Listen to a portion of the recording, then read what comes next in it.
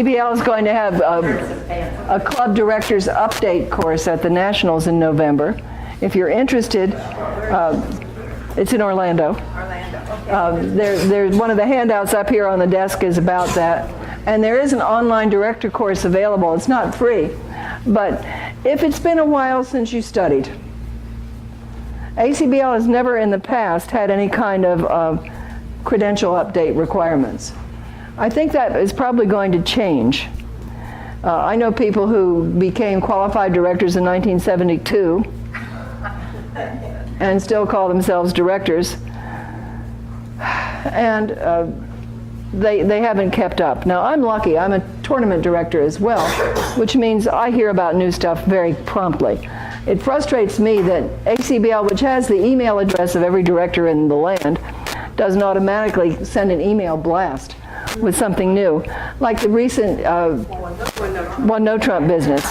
And how about the one where no two diamond response to two clubs is alerted? Have you not even heard that one? That's about a year. That's about a year ago. ACBL has now said there are so many different meanings of two diamonds in response to a two club opener that there's no point in alerting them, yet people end up asking. So no two diamond, even if it's steps. God help us. You might gather I don't like steps. I'm going to change them to sending out a blast, Lynn. I'm working on it. I keep requesting it. Yeah. With the system you've got now, Constant Contact, There's no reason. not only that, but there should be a monthly newsletter for us. There should. That Well, what I'm proposing, I'm planning to go to District 9 and ask if I can't start a program for directors that is basically an email club for directors. So that you can to put up a forum for club directors where you can ask a question and maybe get suggestions from other people about how to handle things. I put up my email address on purpose. I really don't mind being asked for information. I was very lucky a couple of years ago. ACBL started a program called TDU, which is to have a teaching program to prepare tournament directors. 15 years ago, almost 16 now, when I wanted to become a tournament director, I went to Patty Johnson, who was for a long time the head director here in Florida, and said, I'm interested. And at the time, the only woman director they had in Florida had just died, Bev DeLito. And Patty said, well, here's what you have to do. You have to come to a regional on your own nickel and spend the week working. And at the end of that time, the directors who are on staff will tell me whether or not they can work with you. We don't expect you to know the tournament version of ACBL score, but they'll be going out behind you to listen to how you give a ruling, and they'll start showing you things with the computer. And if you can work well as part of a team, because most of the tournament directing at regionals is teamwork, then when there is an opening, I will hire you. Well, I got hired in October 15 years ago, and the amount that I've learned, every time I go to work at a tournament, I come back to my club directors with a piece of information, something I'd forgotten that hasn't come up often, or something new. And I get emails from ACBL now. We didn't used to, but the TDs are getting emails from ACBL about changes like that. Now, a new version of the General Convention chart will be coming out that will have that One No Trump thing on it, and it should, if you look at procedures, that should change because of the two diamond change. Andrew? Yeah, I'd be happy to set up that meeting. Let's get together. It would take me half an hour. I'd be delighted. So what we're going to start as of this week is going to be a website for Florida directors. Wow, okay. Because obviously we need it. Now, it will include links to things like this. Online, there is this marvelous rulings FAQ. Now, I've got a sheet you can pick up in the handouts up here that lists all the topics on the FAQ. These are questions that club and tournament directors get asked a lot. And they're good answers with references to the laws, with references to duplicate decisions. It's really terrific. So what I want you to do is to pick one of these up, take a look at it, and go online. Now, how do you find the rulings FAQ? Go to clubs or tournaments, either one. Go to helpful documents. Have you bothered to do that? Take a couple of minutes for your own sake and go online to the ACBL website and look at helpful documents. There is so much there for you. And this rulings FAQ. Here are some of the topics. Opening one note with a singleton. That one's just been rewritten. One club opening bids, alerts, and announcements. A missing card in dummy. Alerts for puppet Stamen. Canceled concessions. Changing a called card from dummy. Committees at the club level. Deviating from partnership agreements. Explaining partnership agreements. Inadvertent bids versus the slip of the mind. Legal and illegal deception. Major suit raises, minor penalty cards. Opening two clubs with tricks, not points. All of us have usually an older male operator in the club who will open two clubs on 9 spades to the king, queen, jack and say it's a 3-loser hand. I ought to be able to do this. Well, now you'll have something to back him up or tell him he's wrong. Nice to have. Sykes. Revokes at trick 12. Systems and conventions at the club level. The almost bid out of turn.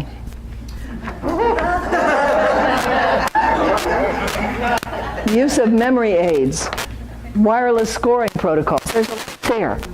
And What's the use of suction as a convention? well, you don't want to know. Suction is not going to come up unless you're playing against big club very much. Also online, and this is so good to have, and I made copies of it for you. You've got a hard copy of all these pages, is the alert procedures that ACBL has developed. It is wonderful. If you have players who don't understand when to alert or what to alert or how to alert and announce, it's in clear, easy to understand language for you.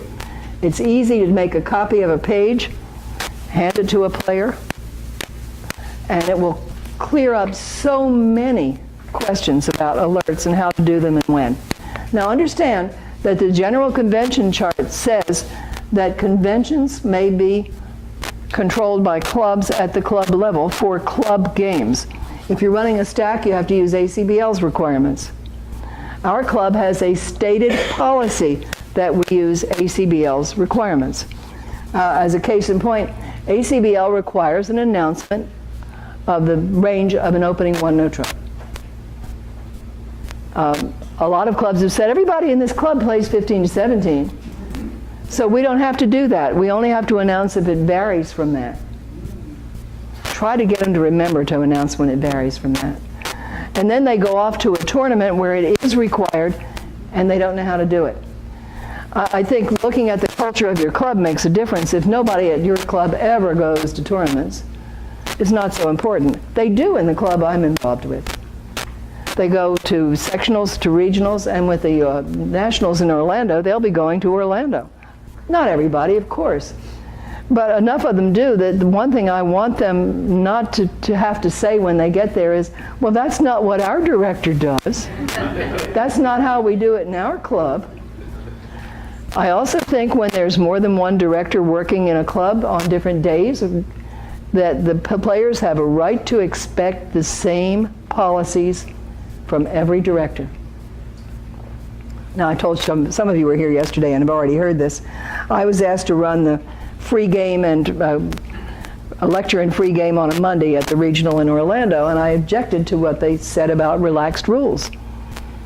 And they said, well, you mean you would make somebody, you'd recite the 5 choices when there's an opening lead out of turn face up? I said, I can do it so they'll understand it, number one. And number two, my idea of relaxed rules is I'm relaxed when I get to the table to give the ruling. I think it is patronizing and unfair to beginners to treat them differently. How are they going to go into the open game and say, well, that isn't the way I learned the rule? Many of them never do. Right. Many of them so coddled and protected. That It's they're just so afraid. wrong. We have taught the players in DeLand, I'm proud to say, that calling the director is not accusatory. That the director is looking out for the best interests of the group. And that when there is a problem, and heaven help me if I describe a problem, because that day it will come up 8 times and I'll run my legs off that day with whatever it was. I don't know why that happens. But I said, I'm never going to tell you guys about rattlesnakes. Because I don't want to see one come in. But they really do, to a large degree, understand that there are infractions and that the job of the director is to get things straight. And I'm very pleased when somebody comes up to me and says, you were the director at the first tournament where I played, and I screwed up, and you were patient and didn't make me feel like I was that high. That to me is the nicest compliment I could get at bridge, because it's so important for us to make people realize that the director is part of the process, that we know more about it and we are going to be impartial. So part of the job of being a director in some situations is to get all the facts. You're called to the table and the table tells you what has happened. But you see something that makes you wonder, is that all there is to this? Well, maybe you want to ask. But on the whole, one thing we don't want people to do is rule for themselves. Yes, ma'am? On the faced opening lead, Yes. at a turn, do you assign a penalty? Sure. Well, it's not a penalty that gives the declarer choices. Right. Which is the one, Now, when I come to the table and there's a faced opening lead out of turn, the first thing I say is you realize that ACBL rules say you're supposed to lead face down. That's actually in the law book, that the opening lead is supposed to be face down, which they don't know. Question number 2 is, did anybody tell you it was your lead? Yeah, my partner. Well, what about these two? No, neither of them did. I said, my lead, and nobody answered. At that point, a little education with beginners is in order. Much better to say, my lead, 2-4 spades in the east. No, it's west. And there are a few clubs, especially in the beginner games, that require all the bidding cards to stay down until the opening lead is made. But that's up to the local club. You wouldn't run into that as a general rule. Then, when you give the 5 choices, a good way to start with absolute beginners is to say, think about it, would you prefer that no one leads the suit at all? Because if the answer to that is yes, you don't have to give the other 4. I don't want anybody to lead a spade. Well, you have to be careful, though, that you're not coaching him to saying more about his hand than he should. And we can't coach. It's just wrong. Here's a guy with the King, Jack, 9 of spades. He gets the lead from this side, and he refuses the lead altogether, instead of requiring it from the other side. And you think, what? Why wouldn't you require the lead and guarantee a trick?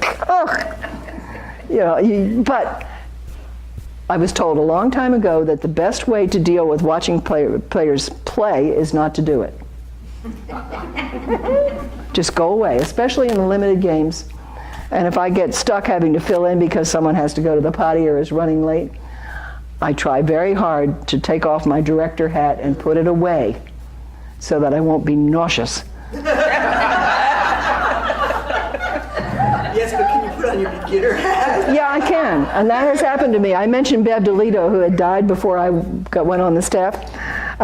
At the time, I was on the district board, and there was a meeting at Marco Island that I'd gone to and had run over, so I hadn't tried to get a partner for that evening. But I walked into the room where Bev had the 199ers or 299ers to say good evening, and she said, "Oh, gee, it's nice to see you. Sit, stay." There was this poor woebegone guy sitting there that nobody would play with. Well, he told the truth about his point and a half. And nobody would play with him. And she said, "I've got a half table. I want to fill it in." And I said, "Bev, I've got too many points for this." She says, "Not tonight, you don't." She said, "You have read chapters 1 and 2 of Audrey Grant. That's what you know. And if you can remember that, you should be fine." Well, we didn't win. It was harder to play at that level than it was to bid. The bidding was relatively easy.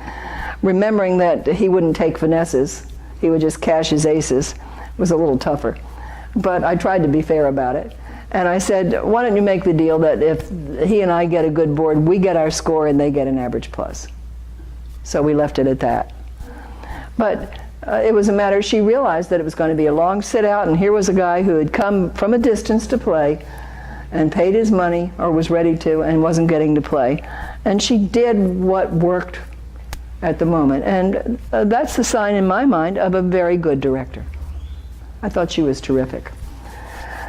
The technical stuff doesn't come up very much. When it does, it tends to put us into a total panic. Breathe. Remember that the players don't know anything about it usually, and that an old friend of mine used to say, you have to do everything in bridge like a duck. And I said, I beg your pardon? I mean, does that mean I'm all wet? And she said, no, no matter how hard you're paddling underwater, you're very smooth on the surface. And I think it's true. The players have a right to look upon us as leaders. They shouldn't, they come to play bridge and have a good time. We should not be saying, we can play a 5-table Howell or a 5-table Mitchell. In the first place, they don't give a damn. Or there will be one, I'm going to pick Kim just because we're old friends, who says, well, after all, the Howell's a much fairer.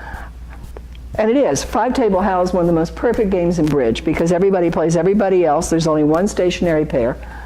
And it's a wonderful movement. But I have 2 people who need to sit still. Elsa turned her ankle. Margaret has to use a card holder and proper arm because it's in a cast.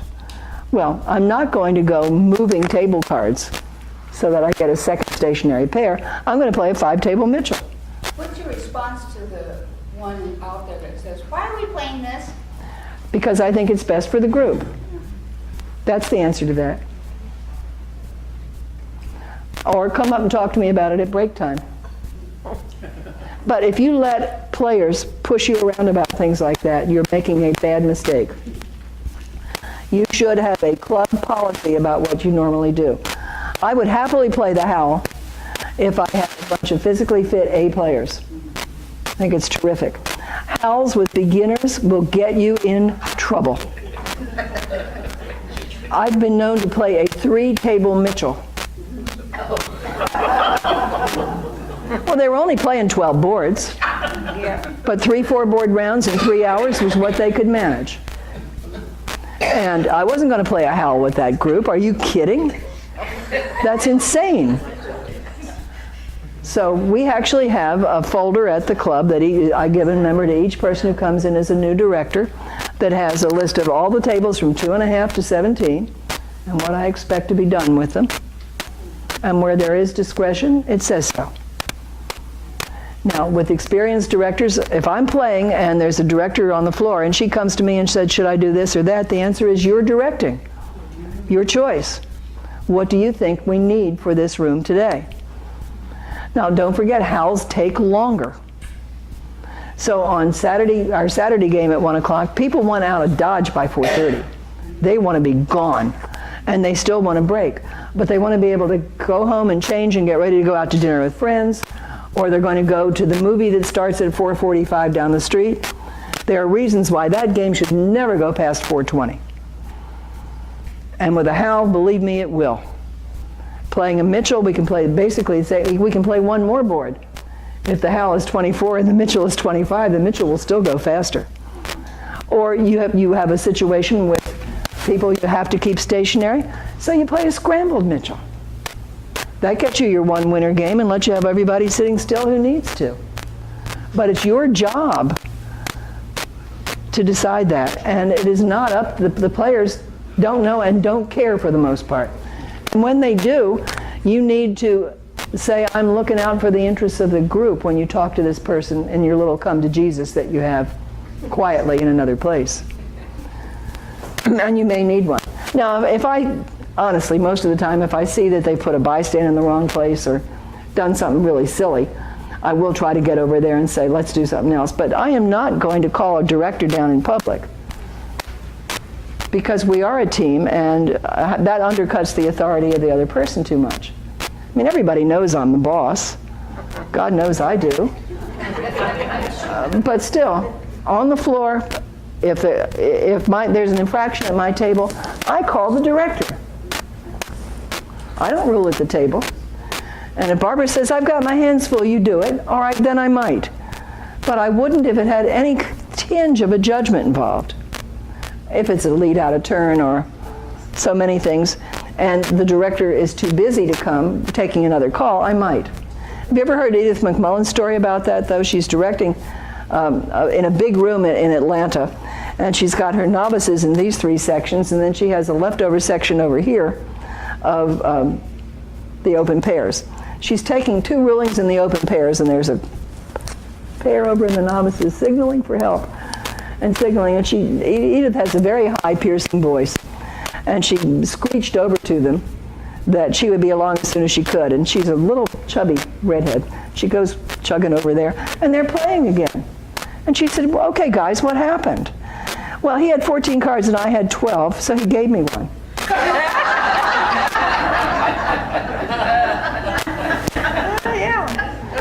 And I'll give Edith credit. She was smart about it. She said, give me a call when you finish that board. And she took it up to the desk, marked it as a fouled board in the computer, which isn't hard to do with ACBL score. It used to be a lot more work when we scored by hand. And then she restored the 14th card to the correct place, the right 14th card, and passed it on. But she didn't give them hell. She said, next time, guys, try to wait. Well, you were kind of busy. Okay. Maybe I'd better look. I don't have any granddaughters in labor or anything, but. That you know. Well, the oldest one is 9. Give me a break. And the grandsons, as far as I know, behave better than that. Oh gosh. I'm sorry. Good, it went away. Okay. So, as far as ruling is concerned, first, take the book with you. If you possibly can, cite a rule with anything where there's any question. If it's a matter of judgment, unless they're the absolute bottom of the novices, take it under advisement, leave the table, think about it, and go back. Now, the 0 to 5s, the 0 to 20s, even the 0 to 200s aren't going to argue if you make a judgment ruling on them, although they're unlikely to ask for one. But when you get into an open game, and particularly when there are better players in the room playing than you, now if I went to direct in Daytona, yeah, I've got about 3,500 points. I'm not a beginner. But Bruce Oman is there playing with his 20,000, and Spike Lay, and some other really good players. I can't claim that my bridge judgment would be the same as theirs. I mean, I'm like a good club pro in a golf course. They're more like the guys on the tour. We play at a different level. And certainly I can lay down the law to the average club player, but I wouldn't presume to. What I have to do is take a judgment question to their peers, if there are any, and do my best to get an answer that is suitable for their level. And the same thing is true with my 3,500 points if I get asked a question about the bidding of someone with 100. I obviously might have different tools and a very different perspective, but what I think is right or wrong isn't what matters. It's what the majority of the players with that number of points would do that I have to take into account. Do you know that the standard of directing at tournaments has gotten high enough now that ACBL has completely revised the appeals procedure at the Nationals? And it is absolutely a reflection of the fact that over the last decade particularly, they've worked so hard at improving the skill levels and techniques that are used by tournament directors. I'm so proud of that fact. Now, how about questions on rulings or technical stuff from you? I think I've made all my points. Yes? Well, let's start with the one that you made, that if nobody told him to lead out of turn. What do you do when one of the declarer, in fact, gets it wrong and says, yeah, go ahead and lead? Well, then he puts it away and the correct person leads. Okay. And that is authorized information for his partner. That's what I was saying. Anything else? Yeah. What is the dummy's role when the partner goes into the hand and tries to take Okay. the cards out and It is very clear. If you look at dummies' rights and limitations in the law book, what is that, around law 11? Somewhere in there. If you look at dummy, oh, by the way, if you download duplicate decisions onto your desktop as a PDF, you can then put in Control F and get a search box and put in dummies' rights, and it will go right to the page. It is such a cool thing to be able to do. Duplicate decisions is something you must have accessible to you if you're directing. And if you've got it right there on your desktop in PDF form, it is so much easier than having the book and trying to find stuff, because you can use this Control F and get a search box and put in the phrase that's pertinent to what you're interested in. It's wonderful to be able to do that. Dummy may try to avert an error. Once it has occurred, it is too late for dummy to do anything about it. But if you see your partner looking at the board when you know he's in his hand, or you see him starting to pull a card when he's on the board, this is before the infraction has occurred. He may try to stop it from happening. In the same way that dummy can say no hearts, partner, and stop and revoke from becoming established. It is simple, and of course declarer can't have a penalty card. Why? Because his partner can't benefit from the information. So again, a matter of player education with your limited players. Well, I had to leave my card out on the table. Why does he get to put his away? Well, your partner could have benefited from the information. His partner could not. And the minute you explain that, they understand. And they know better for the next time. It will actually help them avoid the error, because education does make a difference. Once a problem has occurred, simply calling attention to it is not refusing or accepting. If somebody says you're on the board and you've led from your hand, that doesn't mean he isn't accepting the lead from the hand. He's just pointing out that you were wrong. Again, the laws are very clear about this. At that point, if no one else has called the director, the dummy may. The dummy may not initiate a call to the director if he's the only one who's noticed a problem. But if someone else has acknowledged that there is a problem, the dummy may call the director to get the director involved if he should be involved. See the difference? Yes, sir. When is a card played by declarer? I've heard different answers to that. Well, unfortunately, what is in the laws can be interpreted differently. So what I like to say is this. If I am a defender and I have a card held so that my partner, if he were looking at it, could see it, that's a played card. Now, maybe the opponents have seen it and my partner has not. This is unauthorized information, but they're allowed to take advantage of it because of my mistake. For declarer, a card has nothing to do with whether these two can see it. Please understand that. I saw that card, you have to play it, is just not true. For declarer, a card, I think, from the best advice I can get, should be considered played if it is at or near the table, so if it has gone past the plane of the horizontal on the way to the table. What about if it's face down on the way, almost at the table? The face down cards are not played. Okay. Face down cards are not played with one exception. Okay. If I'm making the opening lead face down, I may not put it away and put another one back in the table, on the table, even though no one has seen it, unless there is new information that I didn't have when I made my lead. And that can't be from your partner's question. Correct. Well, no, your partner's the dummy. That's Yeah. No, we're talking about our defenders. Yes, it could be because what if your partner says, was there a failure to alert? Yes, you could change it. Remember that the law says that the declaring side must expose a failure to alert or announce or an incorrect explanation before the opening lead is made. And if it's necessary for the defenders to elicit that information, which should have been given by the declaring side without prompting, then of course I could still change my card. In fact, it goes further than that. I, as director, can back the auction up to the last uninvolved player and say, do you want to change your pass or your call? Now, I can't go further than that. So, for instance, let's say the bidding goes 1 spade past 3 clubs, which is a Berg and raise, and it's not alerted. And I would actually have doubled, had I known, for a club lead. Now, it goes on 4 spades, pass, pass, pass.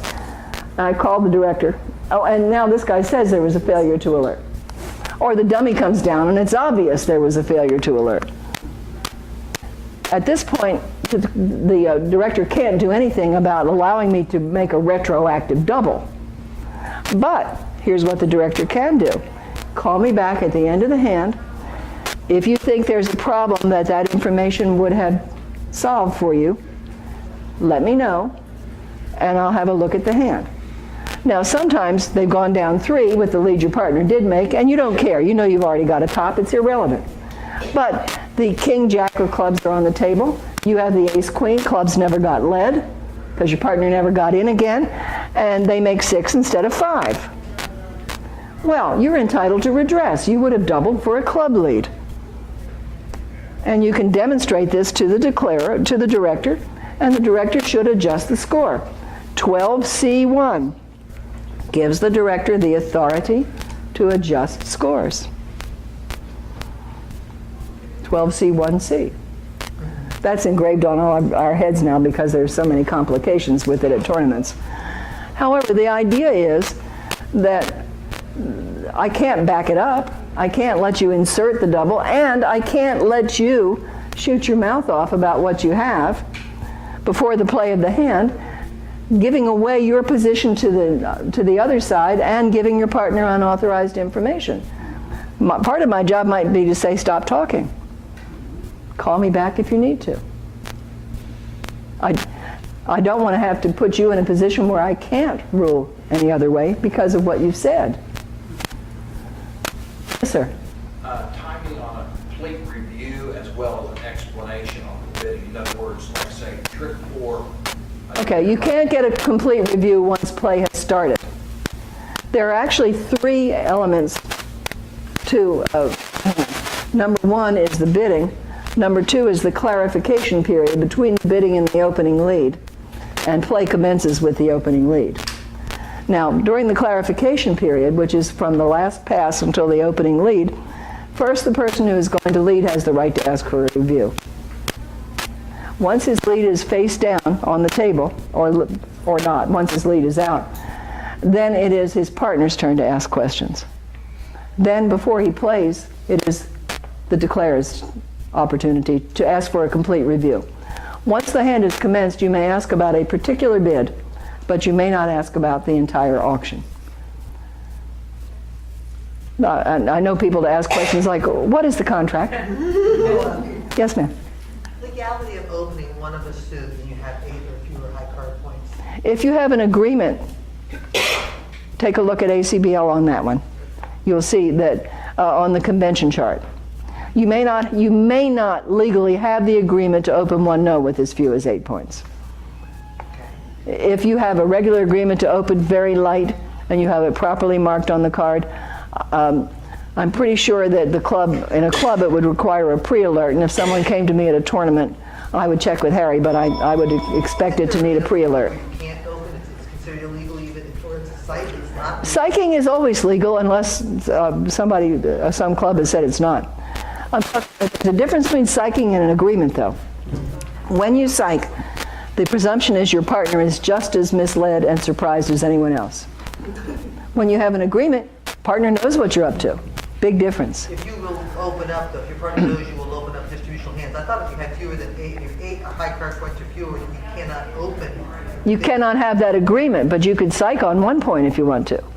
Okay, but if your partner, is it considered a psych, though, if your partner knows that on distributional hands you will open with 8 points or 7 points? Well, hell, I will if I've got enough distribution.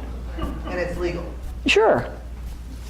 But It's considered a psych then, though? it may be a psych. I don't know. If you have someone who's consistently got a weird agreement in your club, it's time to talk to the powers that be and have a little chat. One of the things that is true in clubs is you can't have one pair who beat up on everybody else. It's bullying. And if what they're doing is bullying because they know they can get away with it, that you can stop. And how do you stop it? By penalizing them every time they do it. And we might start with a fourth of a board the first time, a half board if you do it again within 6 weeks, a full board if they do it yet again. And after a full board, they get to cool their heels not in my club for a while. Yeah. Yeah, going back to that misinformation, I get confused when declare has to tell the opponents that they have had misinformation. In fact, I had one just yesterday. The declaring side is required to say before the opening lead is made, if not sooner. But even if they didn't, they gave the right explanation, but they weren't in agreement. Oh, okay. There's a big. There's 3 different situations here. Yeah, that's where I'm going. So, All right. Number 1, I decide to do something that's not our agreement, and you're just as surprised as I am. The polite way of describing that is push the envelope. The impolite way is my partner went off the rails. So then Then you can't possibly alert or announce what you don't know. And that's the rub of the green. Number 2, you have an agreement and you just forgot it. In that case, one of you must tell the opponents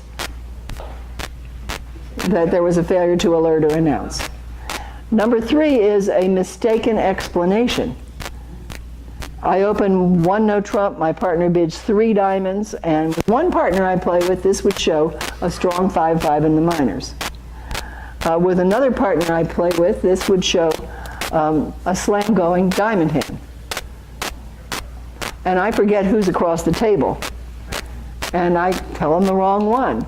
My partner, if we end up declaring, my partner has a responsibility to tell them what our agreement is. Now, if I correctly describe the agreement, but that's not what you have, tough luck. You're only entitled to know what the opponent's agreement is, not what's actually in their hands. Big difference. Yeah. The hand's been played and there's been a revolt established, but it has not changed the outcome.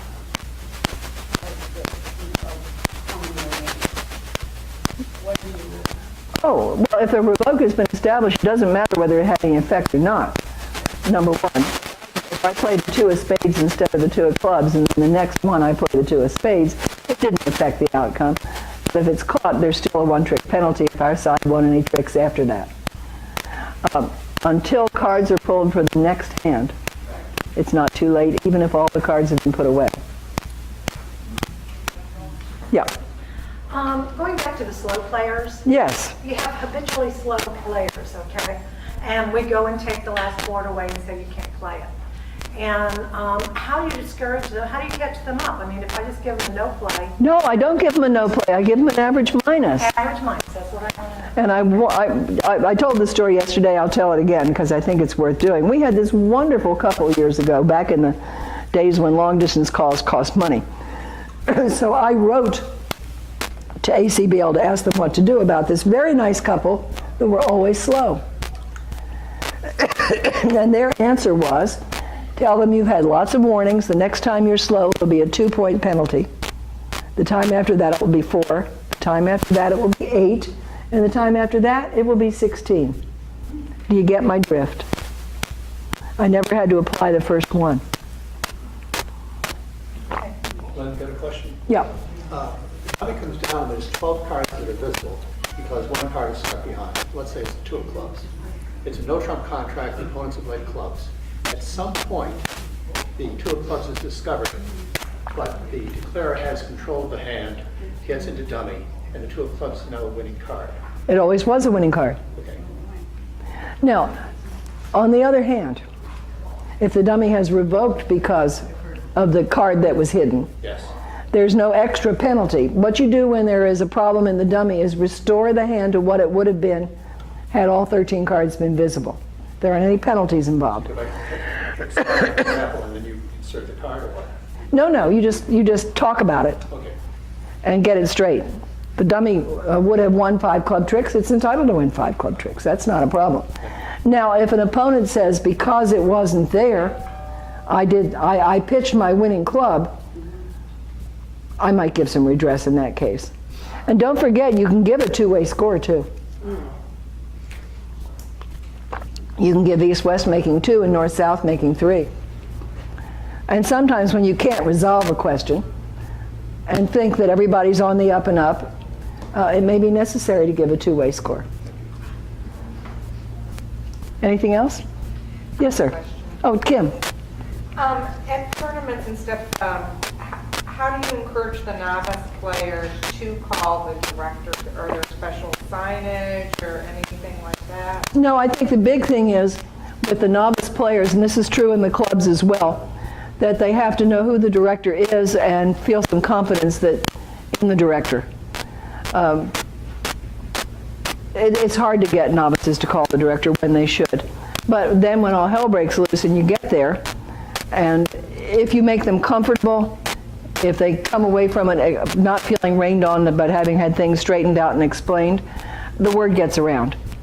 I'll bet you I get more director calls when I run a novice group at the tournaments than some of the directors do, because the novices aren't scared of me. And I never yell at them. I really don't. No, Andy, yeah. If I had the cause, I might yell at Andy. Yeah. How do you feel about travelers in the bridge bands? I'm 100% against it. Thank you. And we had, when we made the transition from paper travelers to the bridge mates, we left that traveler function on for a while. And I hated it. One of the reasons for getting away from travelers was to cut down the amount of noise and confusion at the end of the hand. And another was that the information always benefits the better players more than the lesser ones. Well, as I said yesterday, we were having a stack and I lied. I just flat out lied and said that the requirement was that we turn it off. So then I just never turned it back on again. And some of the beginners said they felt better having it off because they didn't know how bad their game was. Yes, sir. As a follow-up, can I do a follow-up on that? Okay. There's also a certain amount of bloating. Yeah, absolutely. And that is bullying. Well, you got 2% on this hand. Oh, thank you. I really appreciate having it pointed out in public. Everybody else was in 3, you were... Yeah, that's so bad. One is sort of a yes and no, and the other has Don't count on it. claims. In other words, this happened the other day, 1 spade, insufficient overcall, 1 heart. His partner says, I'll go ahead and accept it, 1 spade. Sure. It didn't turn out that way, but it could have passed. And then the declarer said, wait a second. Which one is the declarer? The first one to name it. It's the first one to name it. Okay. When he asked me that, I said, well, let's see how it continues on. And so I didn't have. But it's the first person, yes, when that happens, it's the first. It seems like in the local game especially, there's all kind of improper claims. Oh, yeah. Could you sort of explain a little bit some of the basic rules on claims? Again, if you look at ACBL's duplicate decisions on contested claims and concessions, the discussion there is just wonderful. Very good examples to help you along. And if you have a player who's grumbling about it, print it out and give it to him, because it really helps. When a claim or concession is made, number 1, play ceases. If a claim is made. If a concession is made by one defender, the other defender can say no. That's allowed. But if declarer claims, that is the end of play. And if somebody wants to say play on, point out to him that that's against his interest, particularly if he has a trump, because the very fact that you disagreed tips the declarer off to the fact that there was a problem, which if you played on, he might be able to handle. And all 4 hands have to be laid out, and it is up to the director to do 2 things. Number 1, to ascertain the line of play. Did the player state a line of play? If he did not, get him to state a line of play before anything else is visible. Then he's stuck with the line of play he stated. He can't change it. If he doesn't mention a finesse, he's not allowed to take one. If he doesn't mention an outstanding trump, he's not allowed to draw it. On the other hand, if he has the 9-8-7 of trump, and that's all he's got left in his hand, or the 9-8-6 of trump, we're not going to make him play the 6 so that you can win your 7. He's allowed to play them from the top. Andy? If they don't state a line of play, are you allowed to assume a logical line of play? Oh, this is bridge, no. No, but I'm serious. What you consider a logical line of play might be way above the ability of some people to think it's logical. Just for example, they start left with 4 aces left in their hand, and they claim all 4. One person has a trump. Can you make them not play the ace and trump? Absolutely. If they have not accounted for an outstanding trump, they are not allowed to draw trump.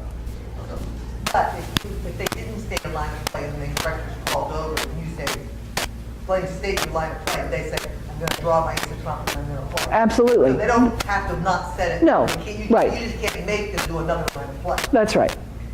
But if the first thing to do is try to get a quick statement of a line of play. You're not going to give if the director starts to dither, then you're going to look at it and you're going to take the rational line of play least beneficial to the person who screwed up.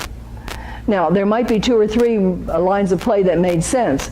For instance, I have the ace, king, queen of diamonds, the ace, king, queen of clubs, both.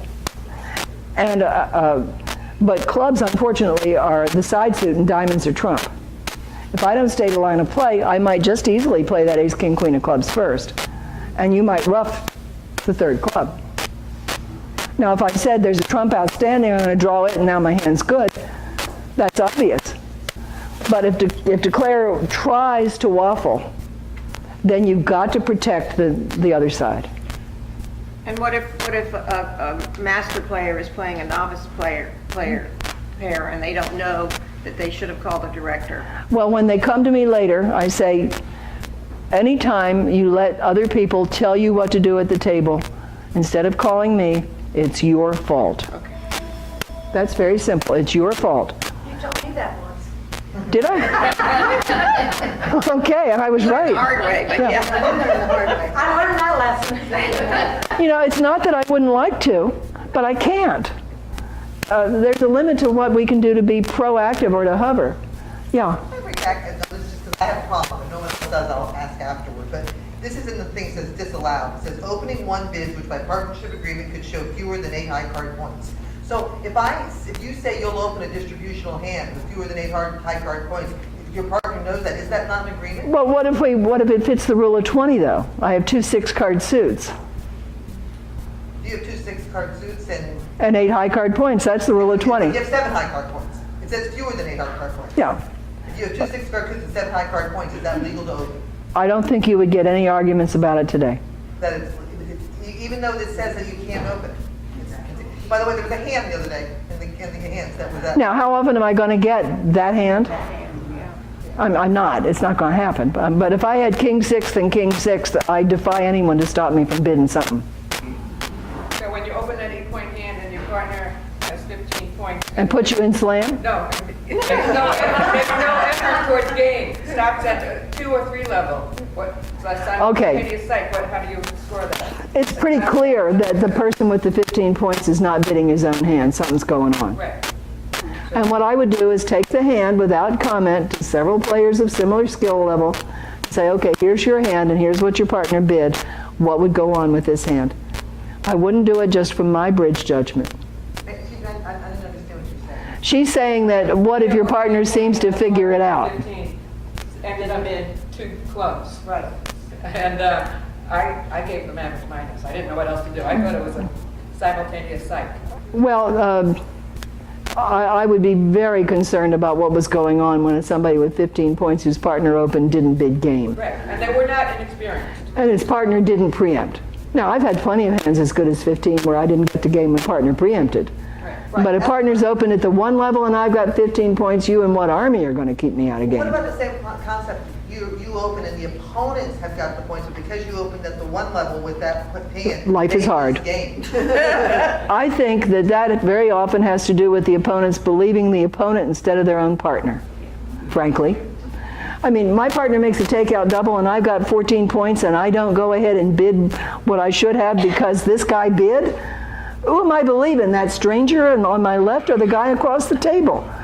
We are supposed to play bridge. If the ruling says it's disallowed, then this is off the convention chart, it's disallowed. Does it become legal then because when they do that it's a psych? Is that why it's allowed? All psychs are allowed. That says the agreement is disallowed. It doesn't say the bid is disallowed. It's the agreement that's disallowed. You may not have that agreement, but if you decide to do it on any given hand, that's your business. It's not what your partner expects, however. The only thing you can say is psych is a strong forcing thing. You can't psych 2 clubs. But that's it. You can psych anything else. The difference is, as you said, if your partner doesn't behave as if you had the hand that normally you would have with that bidding, something else is going on. I agree. But what's disallowed is the agreement, not the right to do it ever. Yes, ma'am? Sites have to be recorded and everything. No, what good did that do? Psychs are just plain allowed. If you're having problems in the club and you want to keep track of somebody who you believe is psyching too much, here's when the problem comes. Elsa and I play together all the time, and I psych a lot, and she knows, so she's very careful in her bidding. Or we even have a mechanism, which used to exist, for control. They were called controlled psychs, KS controlled psychs. That's not allowed.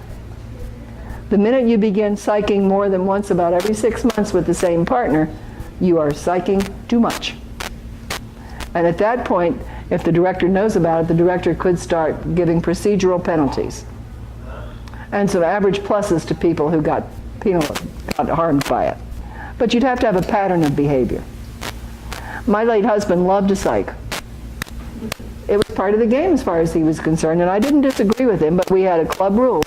You were only allowed to psych against your peers or better.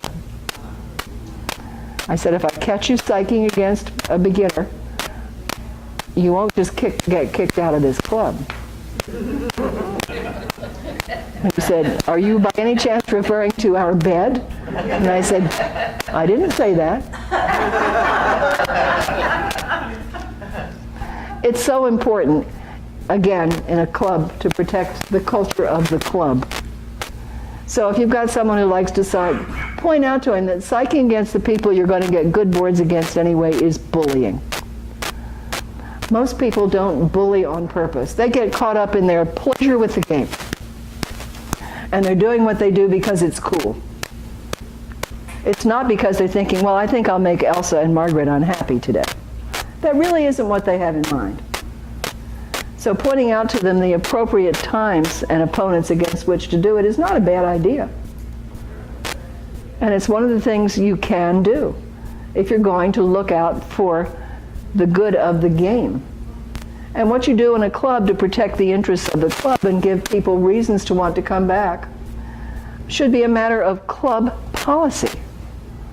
You shouldn't have to be a voice crying in the wilderness. You really shouldn't. And I think if we can get something started to make our directors have a group and a more collegial feel about it, it would be a good thing.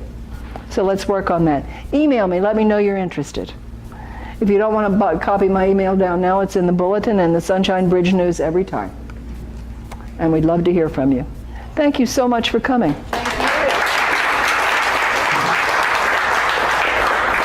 I'm going to stick around for a while, so if you have something you want to comment on or whatever, come look.